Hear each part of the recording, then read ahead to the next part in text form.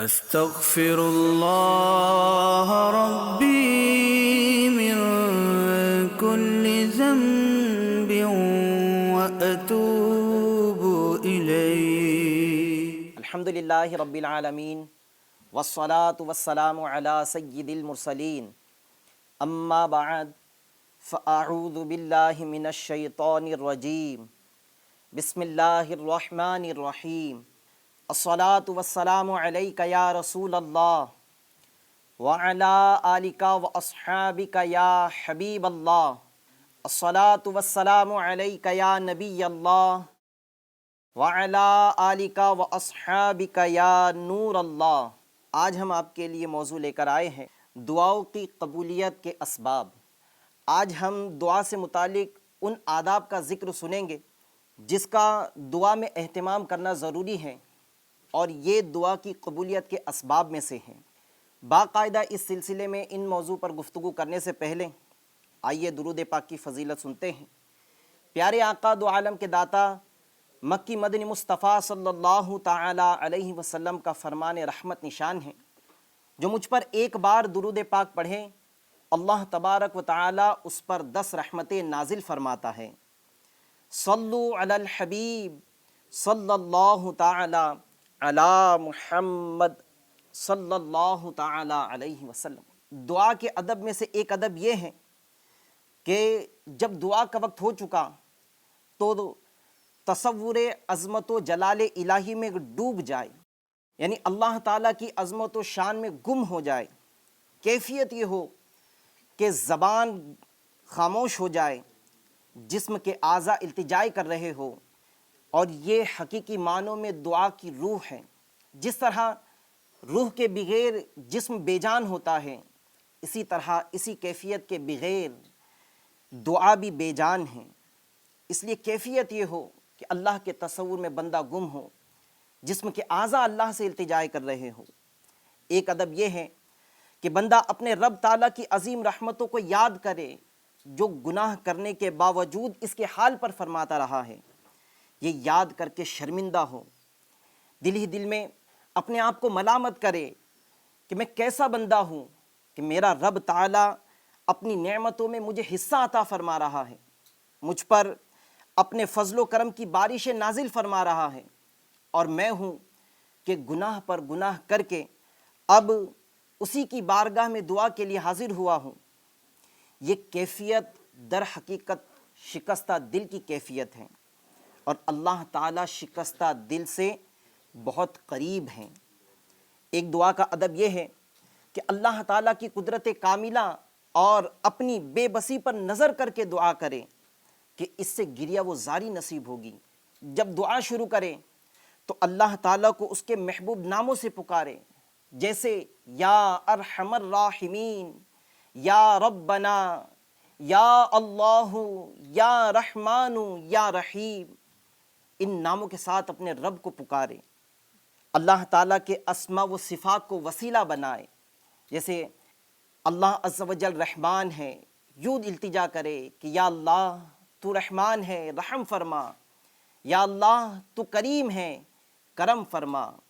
اور اس کی کتابوں کو وسیلہ بنائے، بالخصوص قرآن مجید فرقان حمید کو رب تعالیٰ کے حضور وسیلہ بنائے، اس کے وسیلے سے دعا کرے۔ ملائکہ و انبیاء کرام علیہم الصلاۃ والسلام کو وسیلہ بنائے، اس میں بھی ہمارے پیارے آقا دو عالم کے داتا مکی مدنی مصطفیٰ صلی اللہ تعالی علیہ وسلم کی ذات بابرکت کو وسیلہ بنا کر دعا کرے۔ اولیاء کرام اصفیاء کو وسیلہ بنائے، بالخصوص غوث اعظم رضی اللہ تعالی عنہ کو وسیلہ بنا کر دعا کرے۔ وسیلے سے دعا کرے کہ اللہ تبارک و تعالی خود وسیلہ ڈھونڈنے کا حکم فرماتا ہے۔ چنانچہ پارہ 6 سورۃ المائدہ کی آیت نمبر 35 میں ارشاد ہوتا ہے وَابْتَغُوا إِلَيْهِ الْوَسِيلَةَ۔ ترجمہ کنز ایمان، اللہ تعالیٰ کی طرف وسیلہ ڈھونڈو، ان تمام کو اپنی حاجات کے پورا ہونے کے لیے وسیلہ بنائے کہ محبوبان خدا کے وسیلے سے دعائیں قبول ہوتی ہیں۔ جی ہاں، یہی نہیں بلکہ اپنے وہ نیک اعمال جو ہم نے اپنی زندگی میں کیے اور صرف اللہ کے لیے کیے، ان نیک اعمال کو وسیلہ بنا کر دعا کرے کہ رحمت الہی حاصل کرنے کا یہ بھی ایک ذریعہ ہے۔ اب دعا کے وہ آداب جن کا جسم سے تعلق ہے اس کو پیش نظر رکھے۔ جیسے دعا میں ہاتھ اٹھانے کے بھی کچھ آداب بیان ہوئے ہیں۔ ادب یہ ہے کہ اپنے ہاتھوں کو سینے تک، کندھے تک یا چہرے تک یا اتنا اونچا اٹھا لے کہ بغل کی سفیدی نظر آ جائے۔ یہ انداز گریہ و زاری کرنے کے ساتھ خاص ہے۔ دعا میں اپنی ہتھیلیاں پھیلی ہوئی رکھے، یعنی ان میں خم نہ ہو کہ دعا کا قبلہ آسمان ہے۔ ایک ادب یہ ہے کہ جب ہتھیلیوں کو آسمان کی سمت کھلی رکھے تو اس کے اوپر کوئی کپڑا وغیرہ نہ ہو۔ دعا نرم و آہستہ لہجے میں کرے کہ اللہ تعالیٰ سمیع و قریب ہے۔ جس طرح چلانے سے سنتا ہے اسی طرح آہستہ بھی، بلکہ وہ تو اسے بھی سنتا ہے جو ابھی زبان پر بھی نہیں آیا۔ جی ہاں، دلوں کے ارادے سے وہ باخبر ہے، نیت اس پر آشکار ہے، وہ دل پر گزرنے والے خطرات کو بھی جانتا ہے۔ اللہ تبارک و تعالی خود ارشاد فرماتا ہے، پارہ 8 سورۃ الاعراف کی آیت نمبر 55 میں، ادعوا ربکم تضرعا وخفیہ۔ ترجمہ کنز ایمان، اللہ تعالیٰ سے عاجزی اور آہستگی کے ساتھ دعا کرو۔ حضرت سیدنا امام حسن مجتبی رضی اللہ تعالی عنہ فرماتے ہیں، آہستہ دعا ظاہر دعا سے 70 درجے بہتر ہے۔ دعا مانگنے میں حاجت آخرت کو مقدم رکھے کہ امر اہم کی تقدیم ضروری ہے۔ آج دیکھا جاتا ہے کہ لوگ جب بھی اپنے رب سے دعا کرتے ہیں تو فقط دنیا کا سوال کرتے ہیں، دنیا کی پریشانیاں دور ہو جائے، رزق میں برکت ہو، خیر طلب کرتے ہیں، کرنا بھی چاہیے، جائز ہے، لیکن آخرت کی بھلائیاں مانگنے کو مقدم رکھے، آخرت کی بھلائیاں کا سوال کرے، آخرت میں بے حساب بخشے جانے کا سوال کرے، نیک اعمال قبول ہونے کا سوال کرے اور نامہ اعمال سیدھے ہاتھ میں مل جائے اس کا سوال کرے۔ اب جب دعا کرے تو دعا میں تکرار کرنا چاہیے، بار بار مانگے، بار بار سوال کرے کہ صدق طلب کی یہ دلیل ہے، اور اس کریم حقیقی یہ شان ہے کہ بار بار سوال کرنے سے ملال نہیں فرماتا بلکہ خوش ہوتا ہے اور نہ مانگنے پر غضب فرماتا ہے۔ اب یہ جو تکرار کا سوال ہوا کہ بار بار سوال کرے، یاد رکھیے کہ یہ بار بار سوال کرنا طاق عدد میں ہو کہ اللہ تعالیٰ وطر ہے اور وطر کو پسند رکھتا ہے، یعنی اللہ اکیلا ہے اور طاق عدد کو پسند فرماتا ہے۔ 5 بہتر ہیں کہ 5 بار سوال کیا جائے۔ 7 کا عدد اللہ کو محبوب ہے اور 3 یہ سب سے کم درجہ ہے، اس سے کم نہیں مانگنا چاہیے۔ حدیث پاک میں ہے، بندہ دعا کرتا ہے، پروردگار قبول نہیں فرماتا، پھر بندہ دعا کرتا ہے، پھر قبول نہیں فرماتا، پھر دعا کرتا ہے، اس وقت اللہ تبارک و تعالیٰ فرشتوں سے ارشاد فرماتا ہے، اے فرشتوں، میرے بندے نے غیر کو چھوڑ کر میری طرف رجوع کی، میں نے اس کی دعا کو قبول کر لیا ہے۔ تکرار کرے، بار بار مانگے، اور یہ مانگنا طاق عدد میں ہونا چاہیے۔ دعا کے ادب میں ایک ادب یہ ہے کہ دعا معنی کو سمجھنے کے ساتھ ہونی چاہیے۔ جیسے بے جان جسم کسی کو کوئی فائدہ نہیں پہنچا سکتا، اسی طرح بے معنی الفاظ یہ دعا کرنے والے کو بھی کوئی فائدہ نہیں پہنچاتے۔ اب جب دعا کر رہے ہیں تو کوشش کرے کہ آنسو ٹپک پڑے، رونا آ جائے، اور رونا نہ آئے تو رونے جیسی شکل بنا لے کہ اچھوں کی نقل بھی اچھی ہوتی ہے۔ دعا جب کریں تو پختہ ارادے اور سچے یقین کے ساتھ ہونی چاہیے۔ اعتماد کمزور نہ ہو کہ پتہ نہیں میری دعا قبول فرمائے گا یا نہیں فرمائے گا، اعتقاد مضبوط ہو۔ حدیث پاک میں ہے، اللہ تعالیٰ سے دعا کرو اس حال پر کہ تمہیں قبولیت کا یقین ہو۔ اس پختہ یقین کے ساتھ اللہ تعالیٰ سے دعا کرے کہ میرا رب بڑا رحیم ہے، میرا رب بڑا کریم ہے، وہ میری دعا کو ضرور قبول فرمائے گا۔ دعا جامع، قلیل اللفظ اور کثیر المعنی ہونی چاہیے، یعنی کلام کو بلا ضرورت طویل کرنے سے پرہیز کریں اور ایسے الفاظ کا استعمال کریں جو مفہوم کے اعتبار سے وسعت والے ہوں، ایسے الفاظ کے ساتھ اپنے رب تعالیٰ سے دعا کرے۔ دعا میں جان بوجھ کر ہم قافیہ وہ ہم وزن جملے استعمال نہ کیے جائے کہ اس سے یکسوئی ختم ہو جاتی ہیں، اور اگر بندے کو رکت پیدا ہو رہی ہے تو اس کی رکت بھی ختم ہوتی ہے۔ یہ آداب بیان ہو رہے ہیں کہ راگ اور ترنم سے دعا کرنے میں احتراز کرے، اللہ تعالیٰ سے اپنی ساری حاجتیں مانگے، اور جب اپنے لیے دعا مانگے یہ بھی ادب ہے کہ جب اپنے لیے دعا مانگے تو سب اہل اسلام کو اپنی اس دعا میں شریک کریں، کہ اگر یہ خود اس قابل نہیں کہ اس کی دعا قبول کی جائے تو کسی بندے کا طفیلی ہو کر اپنی مراد کو پہنچے گا۔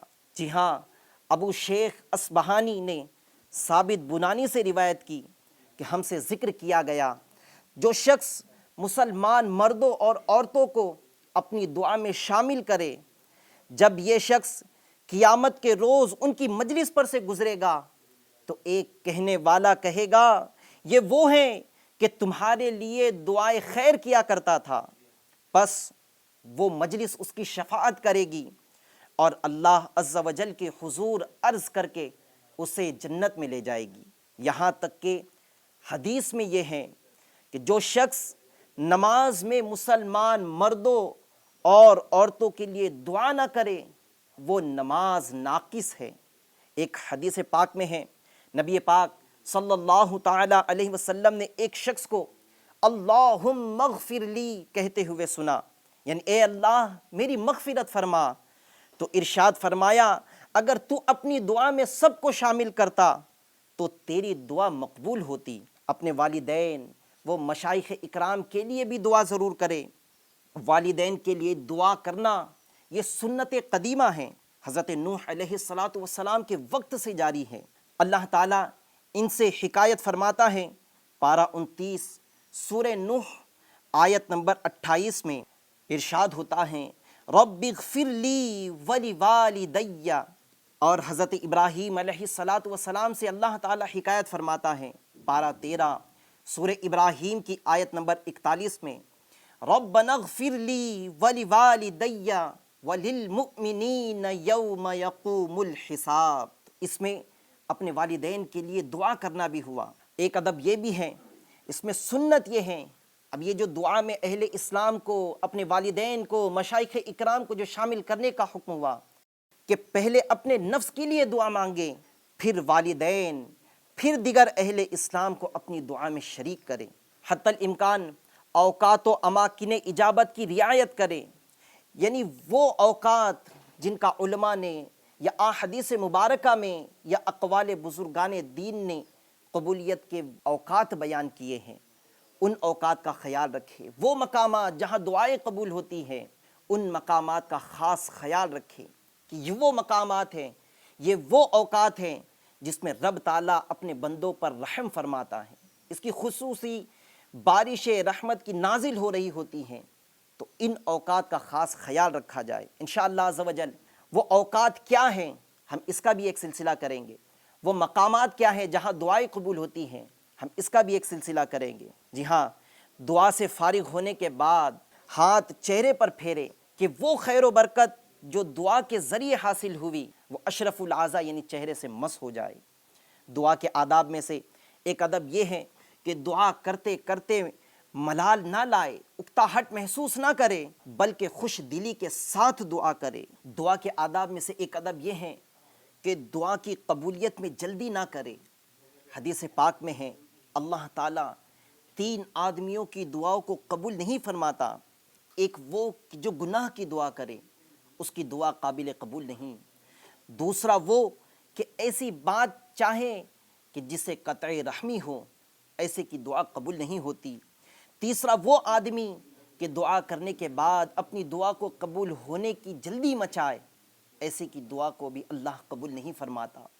دعا کرنے کے بعد بے صبری کا مظاہرہ نہ کرے۔ بعض لوگ دعا کرنے کے بعد اس طرح کے جملے کہتے ہیں کہ میں تو کب سے دعائیں کر رہا ہوں، فلاں بزرگ کے مزار پر جا کر بھی دعائیں کروا لی، فلاں حضرت سے بھی دعائیں کروا لی، پتہ نہیں میری دعا قبول کیوں نہیں ہوتی۔ دعا کی قبولیت میں جلدی نہ مچائے، صبر کرے۔ دعا کے آداب میں سے ایک ادب یہ بھی ہے کہ اپنے گناہ و خطا پر نظر کر کے دعا کرنا ترک نہ کرے۔ بعض نا امید ہو جاتے ہیں کہ میں تو بڑا گناہ گار ہوں، میری دعا تو قبول ہو ہی نہیں سکتی، میں مغفرت یافتہ میں داخل ہو ہی نہیں سکتا۔ نہیں، کہتے ہیں کہ فرعون دن بھر خدائی کا دعویٰ کرتا اور رات جب آتی تو دعا و زاری میں مشغول ہو جاتا، اس کی ساری رات اللہ سے دعا کرنے، اللہ کے حضور گڑ گڑانے میں گزرتی۔ اسی سبب سے کہا گیا ہے کہ اسی سبب سے جاہ و حشم، مال و ملک اس کا موت تک باقی رہا۔ اللہ کی رحمت سے نا امید نہ ہو۔ بہت گناہ گار ہیں لیکن اللہ تعالیٰ کی رحمت سے زیادہ گناہ نہیں۔ اس کی رحمت پر نظر جما کر صدق کے دل سے توبہ کر کے اس کے حضور دعا کرے، اللہ تعالیٰ دعا کو قبول فرمائے گا۔ ایک ادب یہ ہے کہ تندرستی و خوشی وہ فراخ دستی کی حالت میں دعا کی کثرت کرے۔ جب اللہ تعالیٰ نے خوشی عطا فرمائی ہے، جب اللہ تعالیٰ نے کثرت عطا فرمائی ہے، چاہے مال کی کثرت ہو یا اولاد کی کثرت ہو یا کوئی بھی نعمت ہو، تو فراخ دستی کے وقت میں بھی اللہ تعالیٰ کے حضور دعا کی کثرت کرے تاکہ سختی وہ رنج کے موقعوں پر بھی دعا قبول ہوا کرے۔ حدیث پاک میں ہے جس کو یہ پسند ہو کہ مشکلات کے وقت اللہ تعالیٰ اس کی دعا قبول فرمائے تو اسے چاہیے کہ آسائشوں کے وقت دعا کی کثرت کرے۔ کچھ لوگ ہوتے ہیں جو مصیبتیں آتی ہیں تو دعا شروع کرتے ہیں، اور جب اللہ تعالیٰ فراغ دستی عطا فرماتا ہے، جب اللہ تعالیٰ انہیں کوئی خوشی کا موقع عطا فرماتا ہے تو یہ اپنے رب کو بھول جاتے ہیں، یہ ان نعمتوں کے ملنے کو اپنا کمال سمجھتے ہیں۔ لیکن چاہے موقع خوشی کا ہو، چاہے موقع پریشانی کا ہو، اللہ کے حضور دعا کرتے رہیں۔ دعا کے آداب میں سے ایک ادب یہ ہے کہ دعا تنہائی میں کرے۔ حدیث میں آیا کہ پوشیدہ کی ایک دعا اعلانیہ کے 70 دعا کے برابر ہے، اس لیے دعا تنہائی میں کرے۔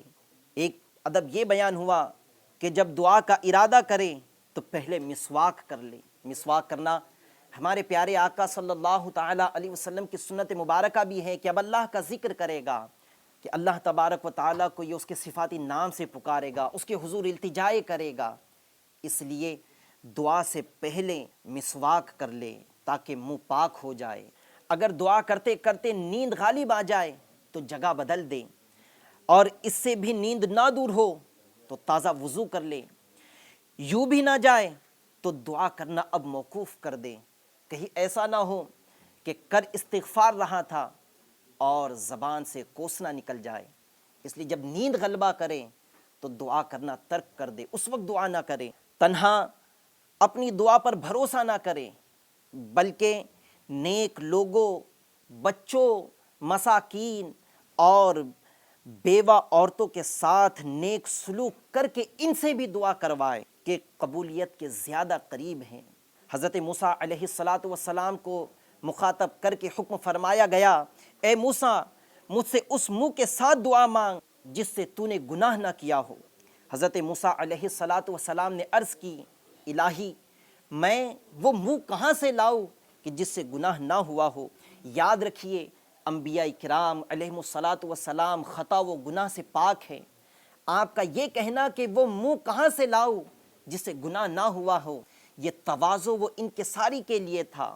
پھر ارشاد فرمایا گیا کہ اوروں کے منہ سے دعا کرا کہ ان کے منہ سے تو نے گناہ نہیں کیا۔ اسی کی طرف اشارہ کرتے ہوئے یہ کہا گیا ہے کہ اوروں سے دعا کروائے، ان پر کوئی بھلائی کرے، ان کے ساتھ کوئی حسن سلوک کا مظاہرہ کرے، پھر ان سے دعا کرنے کے لیے کہیے۔ فاروق اعظم رضی اللہ تعالی عنہ مدینہ منورہ کے بچوں سے دعا کروایا کرتے کہ دعا کرو کہ عمر بخشا جائے۔ یہ وہ دعا کے آداب ہیں جن کا دعا میں بھی خیال رکھنا ضروری ہے۔ اگر ان آداب کو پیش نظر رکھتے ہوئے دعا کی جائے تو دعا کی قبولیت کی امید بڑھ جاتی ہے۔ سلسلے کا وقت ختم ہونے کے قریب ہے۔ جیسے کہ آپ سب جانتے ہیں، ہم سلسلے کے آخر میں اللہ تبارک و تعالیٰ کے مبارک نام، وظائف اسے بیان کرتے ہیں تاکہ ہم انہیں اپنے معمولات میں شامل کر کے اس کی برکتیں حاصل کریں۔ آج بھی انشاءاللہ عز و جل اللہ عز و جل کے مبارک ناموں میں سے ایک نام بیان کیا جائے گا، اس کی فضیلت بیان کی جائے گی، اور اگر ہم اس کو اپنے معمولات میں شامل کرنے میں کامیاب ہو جائے تو اس کی بڑی برکتیں نصیب ہوگی۔ وہ ہے یا رافعو، یا رافعو، یا رافعو، یہ اللہ تعالیٰ کا نام ہے۔ اس کی فضیلت یہ ہے کہ جو روزانہ 20 بار اسے پڑھا کرے گا انشاءاللہ عز و جل اس کی مراد پوری ہوگی۔ جی ہاں، اگر چاہتے ہیں کہ مراد پوری ہو تو اس وظیفے کو اپنا معمول بنائیے، روزانہ 20 بار یا رافعو کا وظیفہ کیجیے۔ جو آداب بیان کیے گئے ہیں ان آداب کو پیش نظر رکھیے، یاد رکھیے کہ یہ وہ آداب ہیں، ان آداب کو پیش نظر رکھنے میں شروع میں کچھ تکلیف ہوگی، لیکن اگر ہم بار بار دعا میں ان آداب کو پیش نظر رکھتے ہوئے دعا کرنے کا اپنا معمول بنائیں گے تو ان آداب پر عمل کرنے کی سعادت نصیب ہو ہی جائے گی۔ یہ وہ آداب آپ کے سامنے بیان ہوئے ہیں جو آداب دعا کی قبولیت کا سبب بنیں گے۔ ان آداب کے ساتھ دعا کیجئے، انشاءاللہ دعا قبول ہوگی۔ اللہ عز و جل ہمیں ان آداب کو پیش نظر رکھتے ہوئے دعا کرنے کی توفیق عطا فرمائے، آمین بجاہ النبی الامین صلی اللہ تعالی علیہ وسلم۔ صلو علی الحبیب صلی اللہ تعالی علی محمد صلی اللہ علیہ وآلہ وسلم۔